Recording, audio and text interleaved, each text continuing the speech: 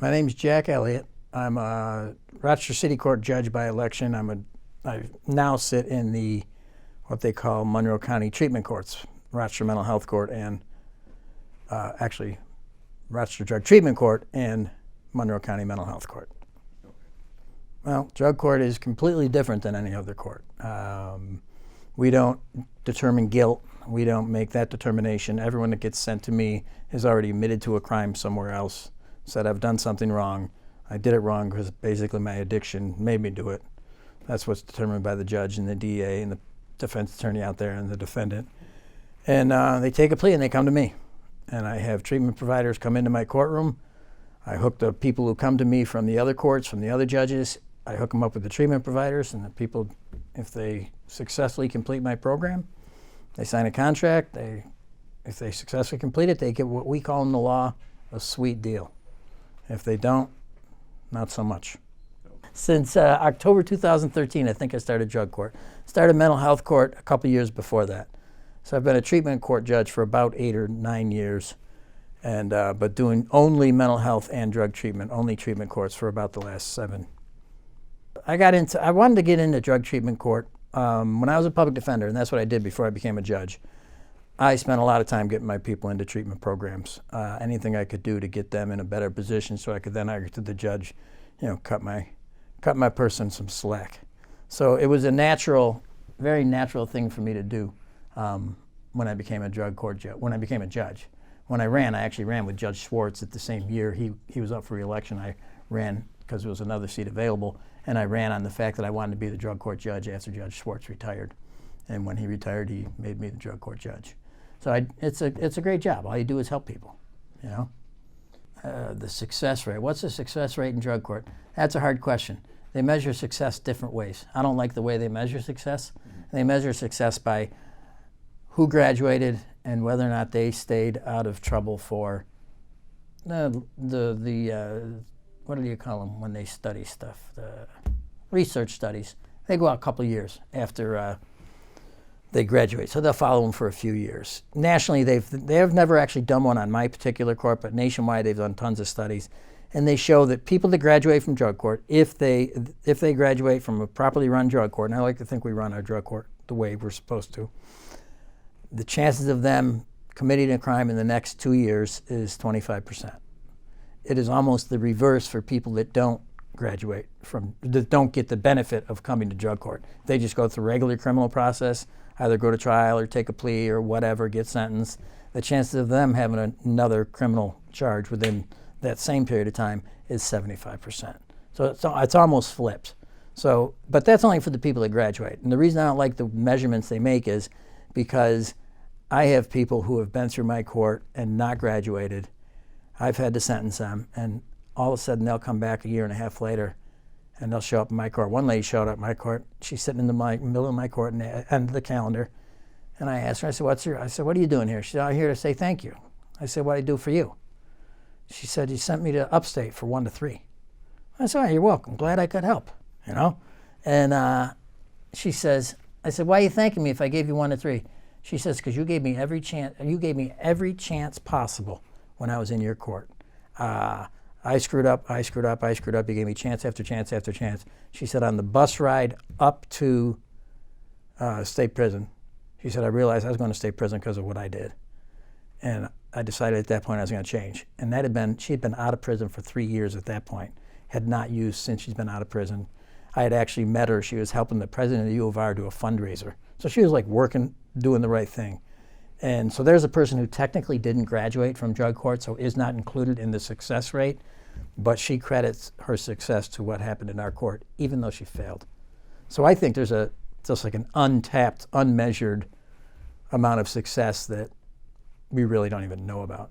So have I ever second-guessed myself? Sure, but not to the point where it keeps me up at night. Okay. I make hard decisions every single day. I make decisions that can change someone's life every day. Alrighty, if I second guess myself on every decision, I drive myself bonkers. I had one experience I can tell you about that a woman who I took into jail on a Thursday, she hung herself in jail. Her 16-year-old daughter got my number. called me at home. Wanted to be the first one to let me know, because she wanted to thank me for everything I'd done for her mother. Even though I put her mother in jail and she hung herself in the Monroe County Jail. That 16-year-old kid somehow got a hold of me and wanted to let me know before I found out from anyone else, and thanked me for what I did for her mom. Oh, wow. So did I feel bad? Because I liked this lady who went in that day. And I did the right thing on that day when I made that decision. That was the right thing to do. It was really sad that she killed herself when she was in the jail. Yeah, I regret the decision because, she killed herself, and that was really sad. But it was the right decision at the time. So I don't let it eat me up, I guess, is what I want to say. The rules in my court are pretty simple, all right? Like I say to the people in front of me, I said, this court is simple. It's really, really hard, but it's really, really simple. When I took the court over, and this is true, I took the court over and I looked at the rule book, I was like, holy cow, that's a ton of rules. I don't even have addiction issues. I couldn't remember all these rules. So I said, how am I going to remember all these rules? And then I came up with 2 rules. And I just did it one day on the bench. One day I said to someone in front of me, I said, here are my rules. I hadn't even made them up yet. I said, rule 1, do what you're supposed to do. Rule 2, don't do what you're not supposed to do. All right? There's a couple nitty-gritty ones we get into, like don't do drugs, don't do alcohol. And if you do drugs or alcohol, because people with addiction issues frequently will do drugs or alcohol, you got to be honest with me. If you're honest with me, 90% of the time you don't go to jail. Honesty only goes so far. Sooner or later I'm going to throw you in jail. But if you're honest, you're using, you're going to your appointments, but you're reporting it, that means you're struggling. You're trying. You're showing up for all your appointments, you're using drugs, but you're reporting it. That's someone who's trying. I'll give that person a chance all day long, just about. So I just had to break the rules down to make them simple. And it's like everyone remembers it. It's like a mantra. People in my court know it. Do what you're supposed to, don't do what you're not supposed to. And so those are the rules in my court. Don't lie to me. Lying is sin number 1. I get people with addiction issues using drugs. I don't get lying about it. Why would people choose jail time over drug court? Drug court is not easy. Drug court is hard. It is the harder way to go. All right, if you want an easy way out, take a plea, get your sentence, cut a deal, go do your time. You're going to get out. You're not going to be any better. You're going to be worse off. You're still going to have addiction issues, and you're probably going to get in trouble again. So from a total defense, what's the easiest out? Drug court isn't it. All right, drug court's hard. People come to me and who could otherwise probably have taken a plea and gotten a sentence of whatever, 60, 90 days, whatever, but they choose to come here. Sometimes they do more time in my court than they would have had they taken the 60 or 90 days, because they get sanctioned, they get thrown in, they use a lot, they have to wait for a bed, and beds sometimes take a while to get, or they get thrown in quite a bit, and you can end up doing more time. But a good defense attorney, in my opinion, explains to the person all their options and says, yeah, but I want a defense attorney that lets them know drug court is hard. Don't do it unless you are serious, because you could end up doing more time. All righty? It's all because of the decisions they make. So a lot of defendants will take pleas and just do some short stints in jail instead, because drug court's hard. But it's good. That's why it's hard. If it was easy, probably wouldn't work. I'm not like technically affiliated. I do a lot of work with NAMI. They come into my mental health court and they help us out. It's a National Alliance on Mental Illness. That's really a national organization. I really appreciate everything Rock Covery does for the people that are in front of me. So affiliated, no, but I do my best to help them if I can. Read the book Dreamland. Have you read the book Dreamland? No. You got to read the book Dreamland if you're doing this documentary. Okay. There's so many reasons it's happened. So to say why did it happen it's unbelievable. I think it's a confluence of the drug companies, and it's a confluence of the doctors prescribing too much, and injuries, and it's just I can't put anyone. I can't give you any one reason why this epidemic is happening. Just it is. And we said I think the availability of all the OxyContin and all the prescription medications, because most of the people you talk to in my court who have heroin addictions, that's very frequently the start out. It's like, well, I was prescribed this, broke my ankle, and boom, boom, boom, or now I'm shooting heroin. So some ways, there's only one way to overcome your addiction. Let's be honest about your addiction. They have to make a decision. That's what I think it comes down to, a decision. One that really is what you mean. It doesn't make it easy. That's not like you make a decision to be clean and all of a sudden you're clean.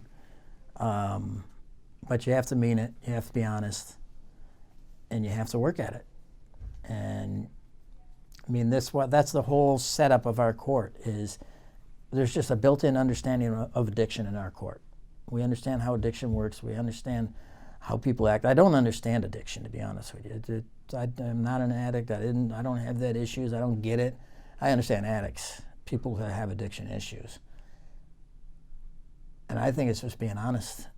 And if you make a decision to quit and then going and getting the help. I mean, it sounds simple, but it's not. It's hard. Well, throwing everybody in jail for it didn't work. That's for sure. That's how these courts actually started. I mean, Judge Schwartz, who started the court, he just saw the same people coming in and out, in and out, and in and out. So throwing them in jail didn't work. What works? I found you don't know what's going to work for any one person. There's no one thing. It's not like, oh, this works, everybody do this, because it doesn't work for everybody. People got to find their thing. That's why I like recovery so much. Is we have a lot of people. We say you need to go to self-help meetings.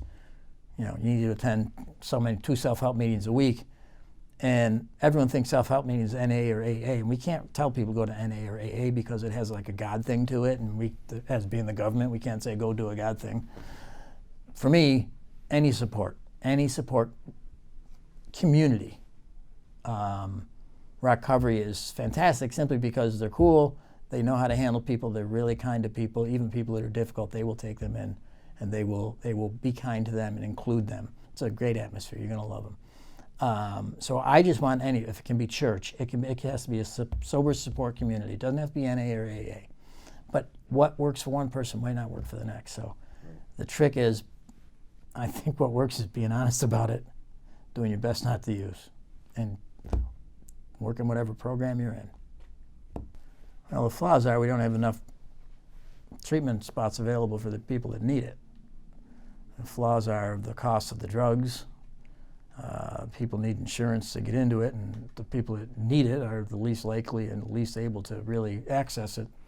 So we need more people to help them access it. I mean, we need just about everything that is required to get over it. We need more. So, I mean, that's the biggest flaw in the system. I think the treatment programs, different ones are different ones are more effective with different communities. But overall, I think we have a good team that comes in here. We have about a dozen different agencies that come into the treatment courts. There's drug court, mental health court, veterans court, the judicial diversion program, which is a drug treatment, felony drug treatment, and there's DWI court. All in all, we have 12 to 13 different community agencies that help us, and they're all good.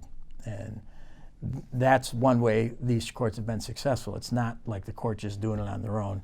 We had to access all the resources available to us. The new sheriff got elected. He called us up and said, how can I help? And I'm like, well, we're really not allowed to team up with the cops because I'm a judge. I said, but what you can do is, if I issue a bench warrant, it'd be nice if you could go out there and find them, especially if we think it's urgent. So he put together a special group. We got one person over there as our contact. If we say, if we have one just got released, went to a program, left the program immediately just yesterday. So he's in a very high-risk situation. If you've been in jail not using, if you're all sitting out on the street, you're going to use, that's high risk. Because they think they can use like they're in mid-season form, and they're not. So they'll likely overdose. So the sheriff said, how can we help? They just said, how can we help you? And that's what I came up with. I said, if you could get a warrant team that will go out and get these people. And they do. They pick them up. Now, I've had people picked up, one I think was 6 hours later. I issued a warrant. They were picked up 6 hours later. And that really makes an impression on them. They skip. They get out to go to a program. They take off. They think they're good. Boom, all of a sudden they're in cuffs. They see me the next day. It's pretty effective. And so the sheriff, everyone's kind of working together with it. What can the city of Rochester do in the community to help fix this problem? That's a tough one. Well, people, if they know someone who's in trouble, they can ask them if they need help. The city, I mean, everybody asks me, how do we fight the opioid epidemic? I get that question all the time in my position. And I always say, I have no idea how you fight the opioid epidemic. I know how I fight it. I fight it one person at a time. I get people in front of me, and for me, everyone that comes in front of me that has any kind of addiction, the fight is right there. And if I can get that person clean, get that person heading in the right direction, off drugs, back to having a good life, a stable place to live, then I just won the opioid epidemic for that person. Because to try and do it, when you look at the size of it, it's like trying to swipe back the ocean with a broom. You're not going to do it.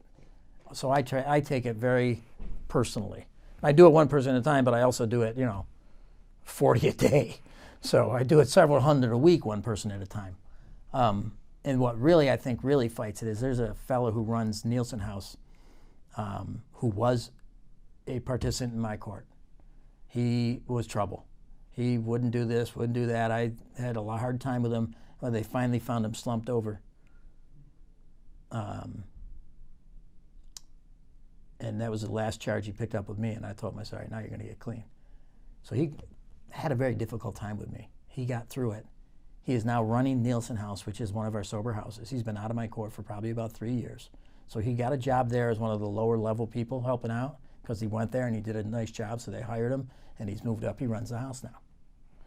The guy who runs it with him is a person who did not complete our program, but he credits his success being sober with being in drug treatment. He got sentenced to state prison.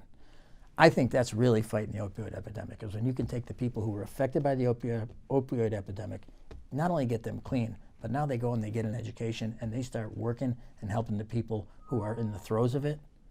That's fighting it. That's how I really see us fighting it. We're taking the people that were suffering from it, and now they're fighting against it, helping out the people that are suffering from it. That's exciting. And we have so many of those people who run different houses throughout our community that are former people that had to deal with the addiction issues and are now helping out those doing the same thing. Oh yeah, all the time. It's funny because as a treatment court judge, we've been dealing with trauma, and we've had trauma-informed training, and we've been doing it for years and years and years. And then you have other judges who go to a conference and it's brand new to them. So no, the treatment courts are very, very in tune with the trauma, and you can see it, and you can see it play out.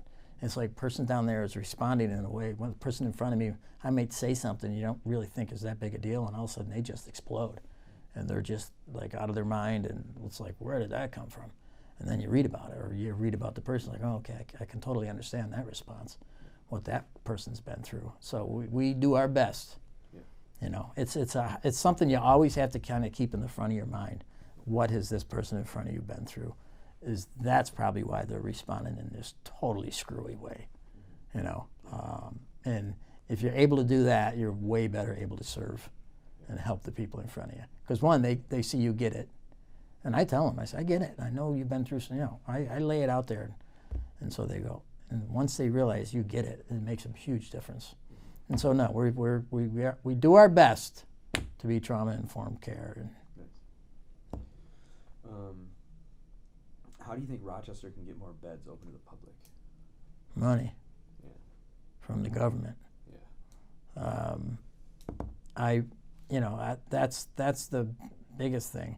It's so hard because they always say, oh, you should be writing grants, you should be doing this. And it's like, my God, I'm trying my best to, take care of my calendar, 5 days a week. The people in front of me. They shouldn't make us go begging for money. And that's what it comes down to, is money and training and getting people in there that do the job. That's what it comes down to, money. Just last week we followed the Hope Dealers around, and I wanted to get your take on what you think about the needle exchange program. Do you think it's good, or do you think it causes, more needles to be littered on the ground, or do you think it's, the benefits outweigh the risk of, less hepatitis, less AIDS? Well, I think it's a good program. It just makes sense. I know a lot of people are against it, but the needle exchange program has been in existence for a long time. And the hope dealers, does it increase needles on the ground? I don't know, maybe. I have no idea. But it's a good organization. A lot of my people who are in front of me, when I give them sanctions, I make them, one of the sanctions I give them if they do something wrong is go do volunteer work. And a lot of them go to the hope dealers, and a lot of them go out and clean up the neighborhoods. So I think it's a good program because, one, needle exchange, everything tells us it's better to use clean needles and have us, it cuts down on all the illnesses, and it also gives them something to do, give back to the community. Kind of, again, like I said, most of the people who deal with hope dealers are people who are in recovery, and it gives those people a good thing to be able to do, to feel good about fighting back. So I think it's a great program. Do you see this trend of heroin use, fentanyl, slowing down anytime soon? No, I do not. I think it's getting so much attention that I think it might turn, but everything seems cyclical to me. When I was, years ago, it was in drug court, it was about 85% was cocaine. And then, everybody seems to smoke reefer and drink. I don't know if everyone does, but it seems like it.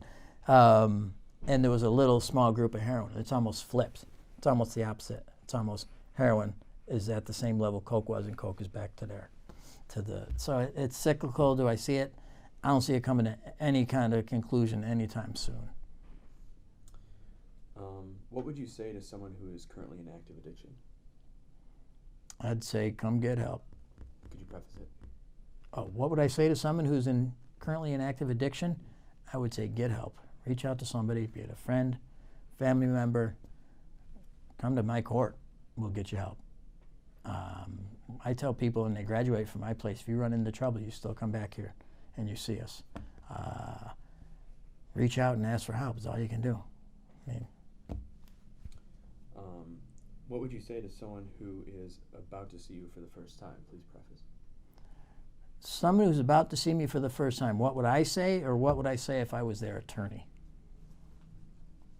If I was talking to someone who was about to come in and see me and I was their attorney, I would tell them, listen here, this guy does not screw around. Don't come into his court unless you want recovery, unless you truly want help. Don't lie to him. That's what I tell them. When they come to see me, I say, do not lie to me. That is sin number one in my court. Do not do drugs. Do not lie to me. Chances of them doing drugs, they're probably going to do drugs. They have addiction issues. They're going to do drugs. Don't lie to me. Heroin doesn't make you a liar. Now I want to be thrown in jail because you did heroin. That's what makes you a liar. So what I do, I had a kid on today. He said to me, I said, why are you in jail? Oh, I used drugs. I said, wrong. Why are you in jail? He says, because I didn't tell you about the fact that I used drugs. So anyone that comes to me, don't lie to me. That's what I'd say to him. How's the lighting? Good. Is it changing? It's a little cloudy, yeah. Yeah, we're good. It's all right, don't worry. He's watching the camera. All right. You're in charge of the questions. What would you say to a mother or father of someone who's in active addiction? What would I say to mothers or fathers of someone who is in active addiction, or someone talk to their kid about it. Don't not say anything. It's hard, but talk about it. A mother or father whose child is in my courtroom, biggest request I have is, I want you to be here, but back off. Don't try and tell us what's best for your kid. Okay? I'm not a treatment provider. You're not a treatment provider. Let the treatment providers tell me what's best for your kid, and that's what your kid's going to have to do.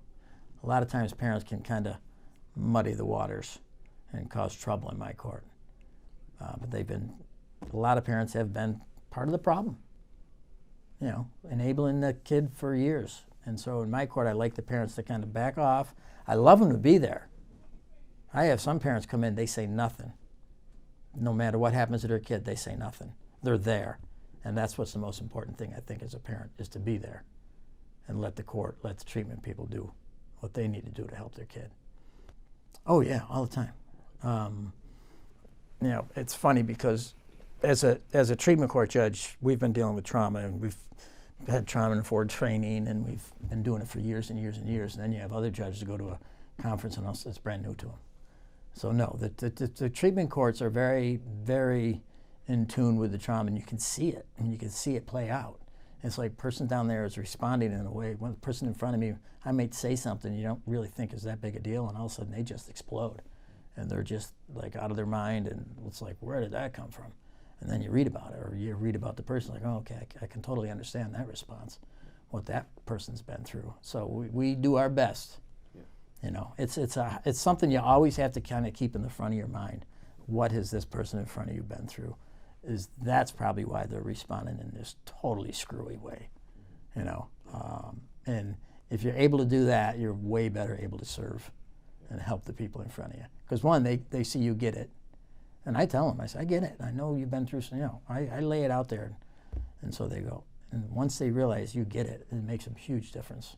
And so no, we do our best to be trauma-informed care. And the Hope Dealers, does it increase needles on the ground? I don't know, maybe. I have no idea.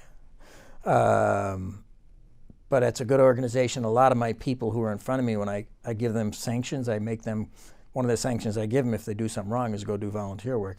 And a lot of them go to the Hope Dealers, and a lot of them go out and clean up the neighborhoods. So I think it's a good program because, one, needle exchange, everything tells us it's better to use clean needles and have us, it cuts down on all the illnesses, and it also gives them something to do, give back to the community. Kind of, again, like I said, most of the people who deal with Hope Dealers are people who are in recovery, and it gives those people a good thing to be able to do, to feel good about fighting back. So I think it's a great program. I think it's getting so much attention that I think it might turn, but everything seems cyclical to me. When I was, years ago, it was in drug court, it was about 85% was cocaine. And then, everybody seems to smoke reefer and drink. I don't know if everyone does, but it seems like it. And there was a little small group of heroin. It's almost flipped. It's almost the opposite. It's almost heroin is at the same level Coke was, and Coke is back to there. So it's cyclical. Do I see it? I don't see it coming to any kind of conclusion anytime soon. What would I say to someone who's currently in active addiction? I would say get help. Reach out to somebody, be it a friend, family member. Come to my court. We'll get you help. I tell people when they graduate from my place, if you run into trouble, you still come back here and you see us. Reach out and ask for help is all you can do. If I was talking to someone who was about to come in and see me and I was their attorney, I would tell them, listen here, this guy does not screw around. Don't come into his court unless you want recovery, unless you truly want help. Don't lie to him. That's what I tell them. When they come to see me, I say, do not lie to me. That is sin number one in my court. Do not do drugs. Do not lie to me. Chances of them doing drugs, they're probably going to do drugs. They have addiction issues. They're going to do drugs. Don't lie to me. Heroin doesn't make you a liar. Now I want to be thrown in jail because you did heroin. That's what makes you a liar. So what I do, I had a kid on today. He said to me, I said, why are you in jail? Oh, I used drugs. I said, wrong. Why are you in jail? He says, because I didn't tell you about the fact that I used drugs. So anyone that comes to me, don't lie to me. That's what I'd say to them. What would I say to mothers or fathers of someone who is in active addiction or someone, talk to their kid about it. Don't not say anything. It's hard, but talk about it. A mother or father whose child is in my courtroom, biggest request I have is, I want you to be here, but back off. Don't try and tell us what's best for your kid. Okay? I'm not a treatment provider. You're not a treatment provider. Let the treatment providers tell me what's best for your kid, and that's what your kid's going to have to do. A lot of times parents can kind of muddy the waters and cause trouble in my court. But a lot of parents have been part of the problem. enabling the kid for years. And so in my court, I like the parents to kind of back off. I love them to be there. I have some parents come in, they say nothing. No matter what happens to their kid, they say nothing. They're there. And that's what's the most important thing, I think, as a parent, is to be there and let the court, let the treatment people do what they need to do to help their kid. What would I say to a grieving mother or father who's just lost a child to addiction? Well, had my dad sitting right there about, hang on a second. On September 27th, 2005, came in here to tell me my brother Phil was dead. Sorry. Who came in here to tell me he'd lost his battle. As I say it, he lost his battle with addiction and depression. So there's almost nothing you can say that makes it any different. All you can say is sorry about that, which sounds kind of lame, to be honest with you. So that's a hard thing. That's one thing. That's why this court's important to me. I mean, addiction runs in my family like wildfire. So that's these, I've had a lot of family members cousins and stuff whose kids have passed away and stuff like that. And there's nothing. I have yet to find a thing you can say, because it doesn't make any difference. Dead is dead. Yeah, I have had people come and see me after the parents, after their kid has gotten cleaned up. Sometimes years after, sometimes shortly after. It happens, I don't know how many, a few times a week usually. I run into people constantly. I've been doing it for a long time. And this is from when I was a public defender to when I'm now, because I've done the same kind of thing my whole career. And it's always gratifying. I've had some parents who were real pains, ones that knew what was best for their kid, and I really had to sit on them. And I wasn't that kind to their kid. I threw them in jail. I treated them kind of tough. And they did not like it at the time, but almost invariably they come back and they say, you were right. They apologize for how they acted in front of me, and they thank me for what I did. And I don't really do anything big, I don't think. I give someone a chance. That's all I do. And then when they screw up, I generally give them another chance. When they screw up again, I give them another chance. So yeah, it's very gratifying all the time. I get people thanking me or coming up to me. Hey, what would I say to a New York State? I'd say, give us money. Yeah. That's what I'd say. Give us money. Okay? Specifically for treatment courts. Okay. Like, give us a stream of revenue that is dedicated to treatment courts. Because right now we fall under the umbrella of the whole court system. And it would be nice just to know we had X amount of dollars coming in, because we don't. So funding's tough. Well, there's so many agencies you can volunteer at. It seems most of the people who are involved in this war are people who have been affected by this war, which is kind of sad. People don't really do anything about it. And there's some people that do. I don't know. We have mentor programs, but usually the mentors are, again, people who've been affected by it. They're the people who are willing to come here and help out. And what I think people in the community, if they see something going on, they should let people know about it. Don't sit quietly by while your neighborhood goes down the tubes. It's hard to do. Yeah. But if you got a kid who's suffering, don't be quiet about it. I do have letters from people who have been to me, not only people who've been through my court, but parents. I've got letters from kids of people who've been through my court. And my secretary keeps them all. I have them all somewhere. I got tons of them. They come in quite often. We do screen people, do urine screens actually in our courtroom, in what used to be the jury room. The court we're in now, the drug court we had was I actually did trials in there as a public defender. So that's where the jury would sit. And so because the jury has to be there for so long, there's 2 bathrooms there, perfect spot for a screen room. And we screen about 80 people a day that come in for either random or scheduled screens, or just they're in court and we ask them to be screened in court. So 80 people a day, 5 days a week, that's whatever it is. 400 people a week we're screening.